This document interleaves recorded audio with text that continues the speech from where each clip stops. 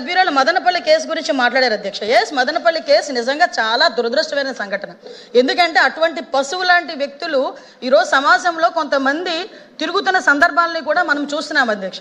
దీని మీద గవర్నమెంట్ ఎంత సీరియస్గా యాక్షన్ తీసుకున్నదన్న సంగతి కూడా తెలిసి ఆ ప్రెజర్ తట్టుకోలేక ఆత్మహత్యలు చేసుకున్న సందర్భాన్ని కూడా నేను ఈ సభలో ఉద్ఘాటిస్తున్నాను అధ్యక్ష. ఈరోజు ఎంత ప్రెజర్ ఆ రోజు ఆ నేరస్తుల మీద పెట్టకపోతే నేరస్తులు ఎందుకు ఆత్మహత్య చేసుకుంటాడు? ఇప్పుడు ఈ విషయాన్ని కూడా నేను సభలో చెప్పాలి. ఎందుకనంటే ఈరోజు మేము తీసుకుంటున్న చర్యలు అధ్యక్ష, ఈరోజు high priority women security, high priority child security.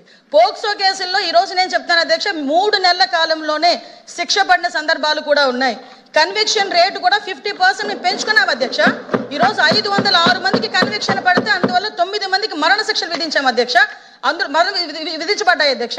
అదేవిధంగా 169 మందికి లైఫ్ పడింది అధ్యక్ష. ఈరోజు కన్విక్షన్ రేట్లు పెరిగినాయి. పోక్సో కేసుల్లోని ఈరోజు మేము స్పీడ్ పెంచుకున్నాము. కనీసం రిమాండ్ నుంచి బెయిల్ రాకముందే శిక్ష పడే సందర్భాన్ని కూడా ఈరోజు మేము ఎస్టాబ్లిష్ చేసుకున్నాం. దానికి ఈరోజు మనందరం కూడా గర్వపడాలి. ఈరోజు మీరందరూ కూడా సపోర్ట్ చేయాలి.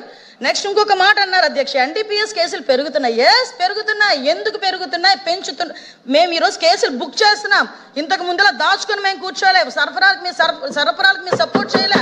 ఈరోజు ఎక్కడైనా ట్రాన్స్ఫర్ జరిగింది అనుకుంటే మేము ఇక్కడ కూర్చొని అరెస్టులు చేస్తున్నాం కాబట్టి ఎన్డీపీఎస్ కేసులు పెరిగినాయి. మేము గర్వంగా చెప్తున్నాం మేము ఎన్డీపీఎస్ కేసులు పెంచామని. ఎందుకంటే ఇప్పుడు వరకు జీరో కల్టివేషన్ ఒరిస్సా నుంచి, అదేవిధంగా ఒకటే అడుగుతున్నాను అధ్యక్ష, సభలో అందరూ కూడా ఈరోజు గాంజా విషయంలో కానీ అందరూ కూడా ఇబ్బంది పడే వాళ్ళమే, ఆడపిల్ల తల్లిదండ్రులమే.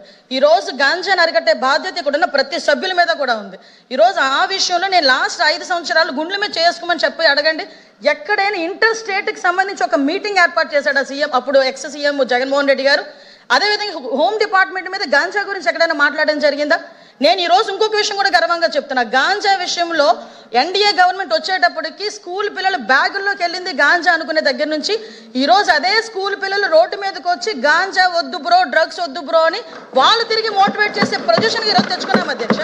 ఇదే గాంజాని కంట్రోల్ చేసే విషయంలో ఈరోజు నేషనల్ ఎన్సీబీ వాళ్ళ దగ్గర నుంచి ప్రతి ఒక్కరికి కూడా మిగతా స్టేట్స్ అన్ని కూడా ఎలాగ వాళ్ళు కంట్రోల్ చేశారో, ఆల్టర్నేటివ్ క్రాప్స్ ఎలా వేశారో ఆంధ్రప్రదేశ్ చూసి నేర్చుకోండి అని చెప్పే పొజిషన్ ఈరోజు తెచ్చుకున్నాం అధ్యక్ష.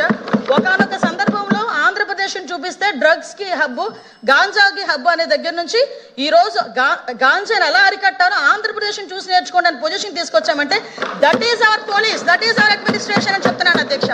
అంతే తప్పించి ఈరోజు మళ్ళీ చెప్తున్నా, ఎవరు దొరకలేదు, అందరి గురించి ఎదుగుతున్నామమ్మా.